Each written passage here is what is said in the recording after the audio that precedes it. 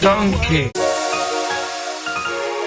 The obligatory Shrek joke done for the swamp, we've filled the quota. I've been working on Pokemon for the swamp over time, just adding to it every now and then, and for fear of having too many for one video, I think it's time to show some of them. Bugbog Swamp is the connection between Millibran and Pennet, our poison and bug gym cities.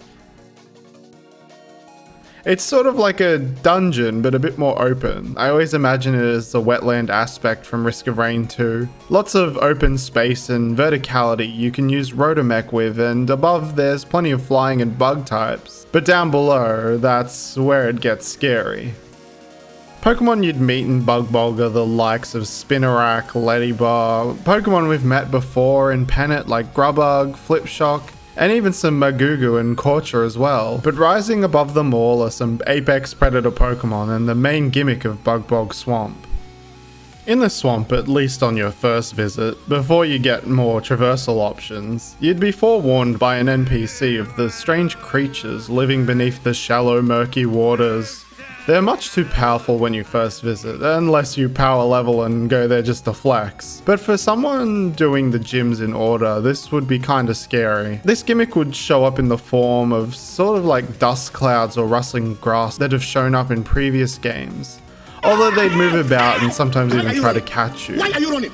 Within them would be 4 different Pokemon, 2 new Beast Paradoxes, a 2-stage evolution second stage, and a much rarer Pokemon.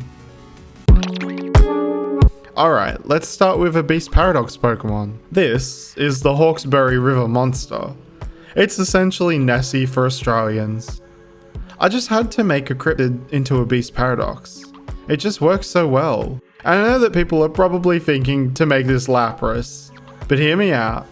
The Hawkesbury River Monster is described as reptilian or eel-like, so I went with Eelektross, because it needs some love.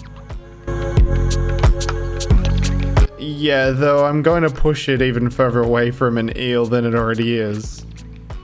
I started with sort of a different face than Eelektross. I wanted to have the entire body more adapted to a different body plan. Something that's strange and unnerving once you know it's an Eelektross. It gives me big Monster Hunter vibes, and with electric water type, I can imagine it electrifying the water around it to catch prey.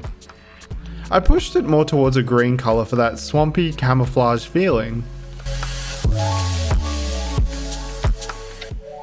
Eelektross, Beast Paradox form, the cryptid Pokemon, an electric and water type. Researchers found this creature in the Bugbog Swamp, although it immediately ran away. At first thought to be a Lapras, a DNA test conducted found it to be Eelektross. This form seems to have adapted to become a larger and more powerful predator, using the yellow markings upon its body to unleash a bioluminescent blast of energy to disorient prey. Much of the claws and teeth on it seems to contain paralytic agents. Barely seen, but still, if enraged, it could be exceptionally dangerous, classed a 3-star threat. Beast Paradox Eelektross has a new ability called Hunter, which increases the damage done to a Pokemon suffering from a status effect. This next one's also based on Australian myth, but it's not a Beast Paradox. This one's based on one of the many depictions of the Bunyip. We've mistaken so many animals for it, I'm actually going to make another Bunyip Pokemon in the future. But this one's based on this version, a sort of walrus creature mixed with some swamp monster aesthetic. Very much inspired by old snaily boy Wo-Chien here. I tried to give it that same energy, almost leafy guardian vibes to it. It looks very depressed, but I guess you would be too when trying to fight for your territory every day. It's hard trying to make a Pokemon that is genuinely off-putting to look at and weird. I mean, sure, many of the Beast Paradox Pokemon are weird, but this guy is just straight up is made to look like the essence of sadness. This is one of those Pokemon that would be super slow but tanky, with some good annoying stall moves and an ability that would help with that.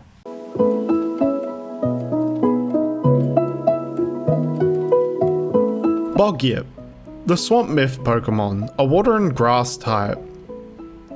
The swamps of Astara are at a constant war between the largest of Pokemon, one of which is Bogyip. Although quite wise looking, it is an opposing threat that is rarely seen. Bogyip gets quite aggressive, using roots it controls to trap its enemies, then biting down with large fangs and draining their energy.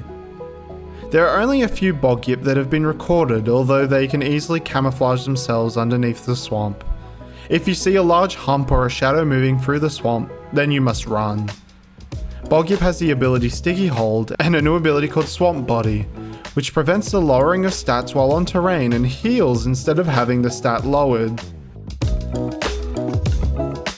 Alright, so this one is kind of connected to Bogyip in that it's a blob of a swamp monster. Beast Paradox Muck is ironically kind of easier to find than Bogyip. In its beast form, Muck becomes essentially Swamp Thing. I wanted it to look scarier with root teeth sticking out and pose as if it's rising out of the muck. But I wanted it to be different from normal muck, and instead gave it amphibian and swamp monster parts, such as webbed hands and gills. There's something more underneath this muck, and perhaps a cardinal sin I gave it feet, or talons I should say, and a tail. It has sort of Master Belch vibes in a way.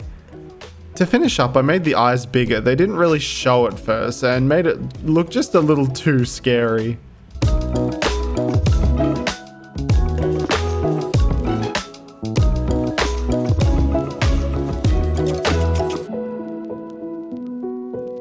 Muck, Beast Paradox form, the living mass Pokemon, a grass and dragon type. One of a few Apex Pokemon fighting for control of Bugbog Swamp. DNA tests revealed that this is a form of Muck from Ultra Space. It seems in Ultra Space it is different. In our world it covers itself in swamp flora. Whether this is intimidation or camouflage we don't quite know. What we do know is unlike regular forms of Muck, Beast Paradox Muck has a solid body underneath. It devours anything it can fit in its mouth, emerging from the swamps and gulping them down without a second thought. We have given Muck a 4-star threat rating due to this. Beast Paradox Muck has the ability Hunter and Swamp Body.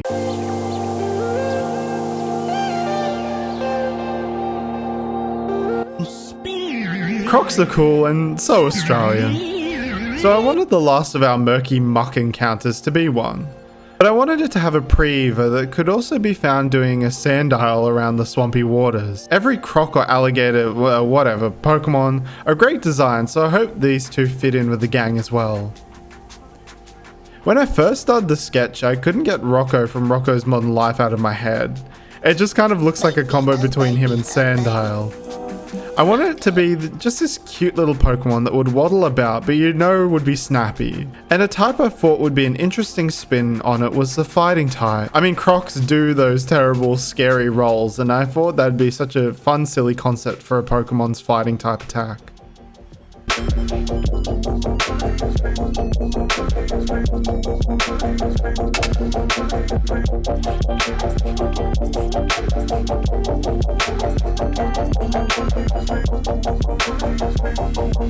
Chumskill, the baby croc Pokemon, a fighting type. Chumskill lives in swamps and bogs, tending to stick to the murky waters and keeping its eyes above the water to spot prey. It has powerful muscles, especially in its tail, which it will use to propel itself swiftly through the water. The two fins on Chomskill's face being used as blades to cut through the thick algae and muck on the surface. On land, Chomskill waddles about in a quite adorable fashion, with its two arms out for balance. Don't let your guard down though. Chomskill can bite through solid metal with the powerful pressure of its jaws. Chomskill has the abilities Strong Jaw and Crusher.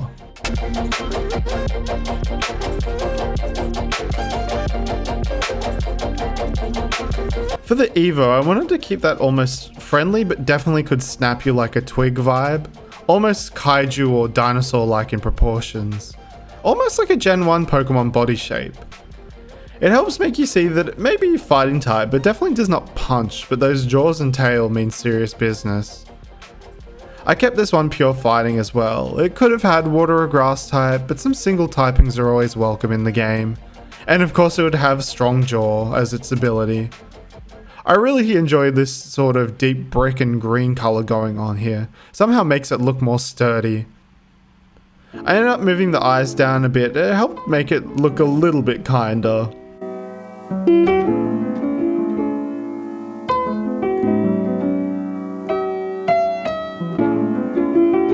Colossidal, the king croc Pokemon, a fighting type. The swamps of Astara are at a constant war between the largest of Pokemon, one of which is Colossidal. Massive and bulky, it is a serious threat to anyone in its territory. In battle, it slams opponent with its strong tail or breaks them in two with crushing jaws. It still has small arms used only for balance, but it rarely needs them. Its most dangerous move will see it lock an opponent in its jaws and roll rapidly, causing great damage and the opponent to be left helpless and increasingly confused. Colossidal has the ability Strong Jaw and Swift Swim. Colossidal also has a signature move called Dread Roll. It's a 90 base power, 90 accuracy, physical fighting type move, where the user clamps down with strong jaws on the opponent and then rolls intensely fast. The opponent is then launched away. The opponent has a chance to be confused after as well. So these are our shock encounters. Of course, once you're strong enough, you could catch them for your team or battle them early for high amounts of XP. Maybe there could be a special mission in the game where you hunt down rarer Pokemon that are actually based on cryptids in Australia. If I ever have an America-based region, just know Beast Paradox cryptids will be coming back with a vengeance. So let's meet the next line of Pokemon. These are all spiders, but not like super spidery, like the Pokemon style of spider. Of course, if you're arachnophobic, I totally get if you're dipping out now, but I'll not be showing any of the spiders reference here, just talking about them. I suffered enough having to look at them for the video. Still feels like I got them crawling all over me, ugh. The first spider is the base stage, and it has a special evo method. Upon reaching level 25, which I know is high for a bug type, but these bugs are stronger than normal. It can learn 3 different types of moves: a ground, fairy, and poison type. These are the signature moves of its evos. However, to evolve it, you have to use it as the base stage and defeat a certain amount of Pokemon as the only move of the 3 learned at the time. But let's look at our little precious angel, Generac. Okay, I gotta give myself a little pat on the back for the name here. Generac. Yeah. This base stage is sort of just a common spider. It's nothing special, but at the same time it's kinda unique. And also sort of a Roomba. It's a disc spider that I really just want to throw like a frisbee. Launch it. But it's cute, and honestly I'm really happy with how this little guy turned out. It'd be a smaller Pokemon that would probably be walking all around the walls of Astara, not just Bug Bog. I colored it as bug type as I could, as well as the normal type it has. You know that bug type green? Yeah, that one. He's small and I'd love to have a cushion of this one in my room. Generac, the spider Pokemon, a normal and bug type. Found almost everywhere in Astara, Generac are most common in Bug Bog Swamp, due to the large amount of bug-type prey they can hunt there. They are small and disc-like, allowing them to get into small spaces, and with their ability to climb most surfaces, they can be quite adept at hunting. When Generac becomes strong enough, it learns some strange and curious moves, that if one is mastered will allow it to evolve into a more powerful form. The Silken Thread of Generac has been used for many types of applications in Astaran culture of past and present. Generac has the ability Unnerve.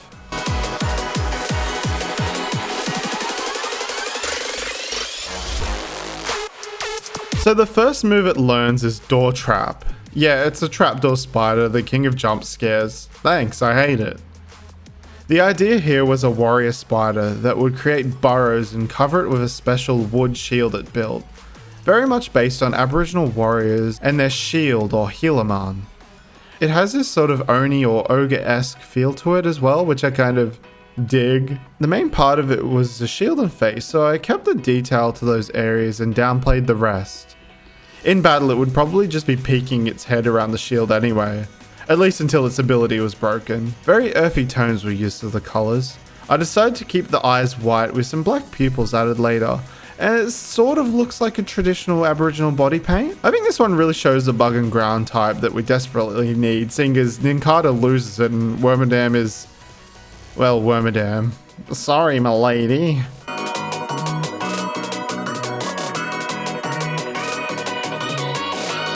Hilador, the trapdoor Pokemon, a ground and bug type.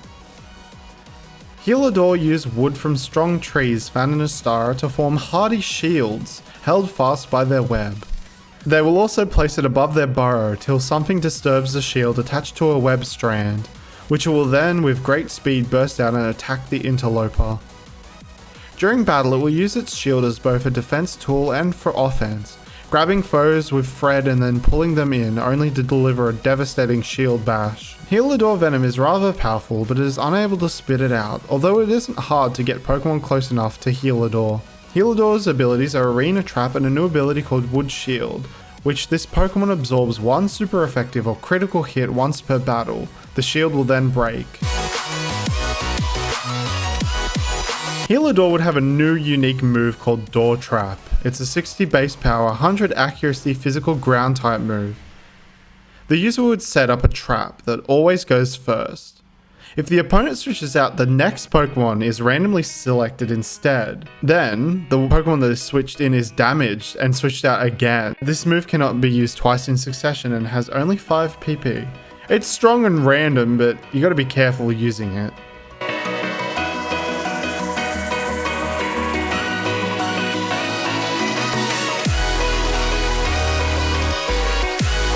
The next move Generac learns is Venom Raid. This one is another one of those most feared spiders, the redback. Ugh.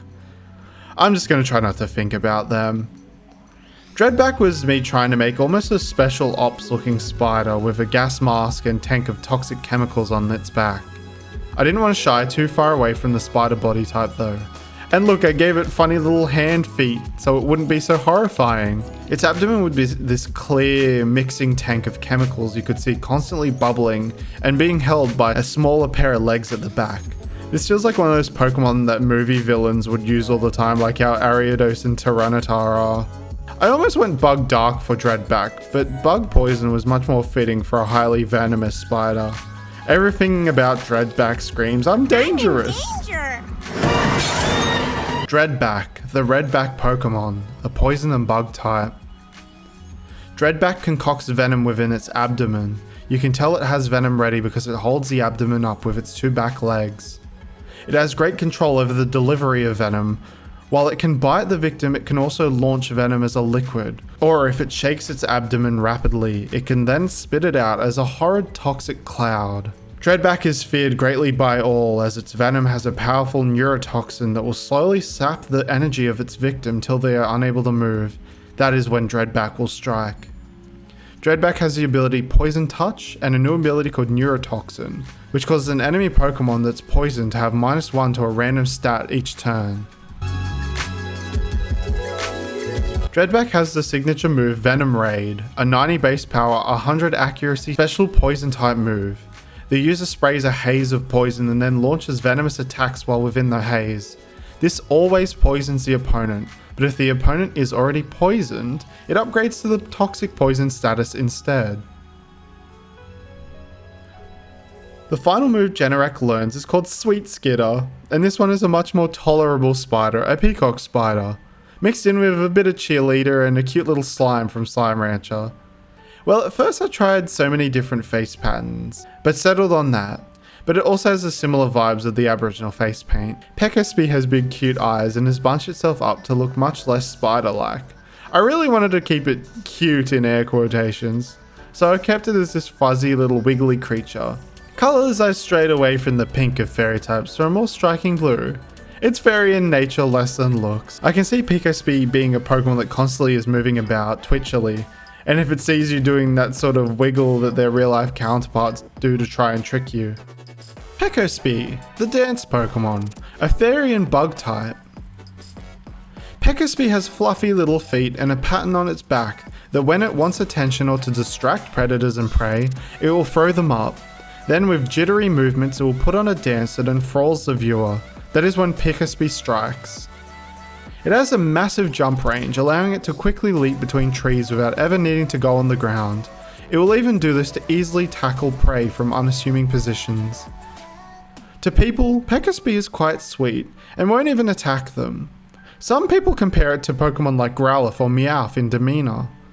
Pekkasby has the ability Dancer and a new ability called Cheerleader, which causes moves that target allies to give a random stat boost to them +1. The signature move of Pekkasby is Sweet Skitter. It's a 60 base power, 100 accuracy physical fairy type move. The user puts on a disarming display, then leaps at the target, spreading special fairy dust on the battlefield for 3 to 5 turns, preventing stats from being raised. Congratulations on making out a Bug Swamp. What did you think of the Pokemon seen in the video? Comment down below what you think and if any are going on your team. And as always, don't forget to like the video and subscribe to see more. Next video, I'm going to ask an AI to give me Pokemon descriptions, and I'm going to destroy them? And I'm going to draw them and see if I'm about to be crushed under the weight of a robot future. But for now, I hope you enjoyed the video, and I'll see you next time.